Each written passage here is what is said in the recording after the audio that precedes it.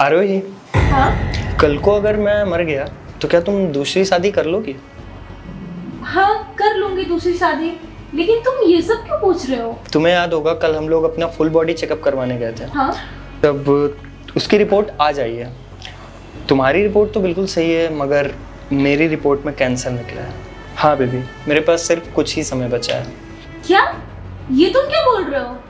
क्या बोले बेबी, यही लाइफ है। लेकिन कुछ तो उपाय होगा ना, इसका कोई इलाज कुछ तो होगा ना यार।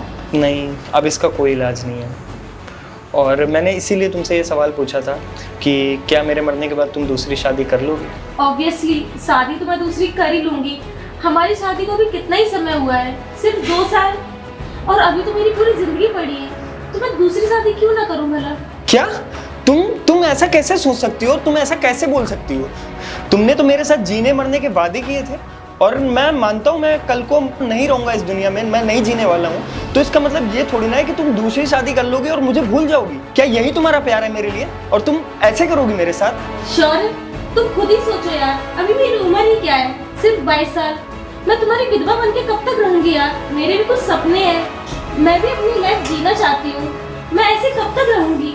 इसलिए तुम्हारे मरने के बाद मैं दूसरी शादी कर लूंगी, जिसके साथ मैं अपने सारे ड्रीम्स पूरे कर सकूं, अपनी लाइफ एंजॉय कर सकूं।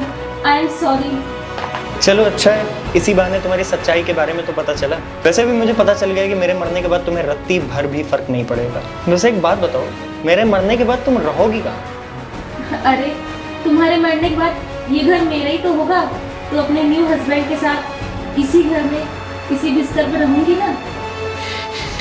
तुम्हें जरा सी भी शर्म नहीं आ रही ना? मैं यहाँ पर अपनी कैंसर की रिपोर्ट लेके खड़ा हूँ, मैं कल को मरने वाला हूँ, और तुम ऐसी घटिया बातें कर रही हो। अरे तुम तो ऐसे बोल रहे हो जैसे मैं तुम्हें मार रही हूँ। ऑब्वियस सी बात है, तुम्हारे मरने के बाद मैं दूसरी शादी करूंगी। अगर तुम्हारे बस का है तो रहो जिंदा, मैं रहूंगी तुम्हारे साथ। तुम्हें बिल्कुल भी फर्क नहीं पड़ता ना कि मैं रहूं जिंदा या मर जाऊं? मेरे फर्क पड़ने से क्या होगा शौर्य? और वैसे भी मेरे चाहने से कौन सा तुम बच जाओगे? फर्क तो तुम्हें पड़ेगा बेटा, जब तुम्हें सच्चाई पता चलेगी। सच्चाई? कैसी सच्चाई? कि मेरी रिपोर्ट तो बिल्कुल ठीक है, मगर जो कैंसर निकला है वो तुम्हारी रिपोर्ट में निकला क्या? है। ये तुम क्या बोल रहे हो? जी हाँ, मैं सच बोल रहा हूँ। तुम्हारी रिपोर्ट में कैंसर निकला है। तुम मजाक कर रहे हो ना? नहीं, मजाक तो मैं कर रहा था, मगर अब मैं सच बोल रहा हूँ। तुम्हें मजाक की पड़ी है? मुझे इतनी बड़ी बीमारी हो गई है, मैं कल को मरने वाली हूँ, और तुम मजाक कर रहे हो? तुम्हें बिल्कुल भी फर्क नहीं पड़ता कि मुझे कैंसर है? फर्क तो पड़ता है यार। वो क्या है ना कि तुम्हें कैंसर हो गया है, अब तुम जल्दी मर जाओगी, उसके बाद मैं नई शादी कर लूंगा, और इसी घर में इसी बेड पे अपनी नई बीवी के साथ सोऊंगा। ये तुम कैसी बातें कर रहे हो यार? यहाँ मैं मरने वाली हूँ और तुम्हें दूसरी शादी की पड़ी है। तो इसमें गलत क्या है यार? थोड़ी देर पहले तो तुम भी यही बोल रहे थे कि मेरे मरने के बाद तुम दूसरी शादी कर लोगे, तो वही मैं भी कह रहा हूँ। वो क्या है ना शौर्य, मुझे लगा कि आप मुझसे मजाक कर रहे हो, तो मैंने भी सोचा आपसे छोटा सा मजाक कर दूं।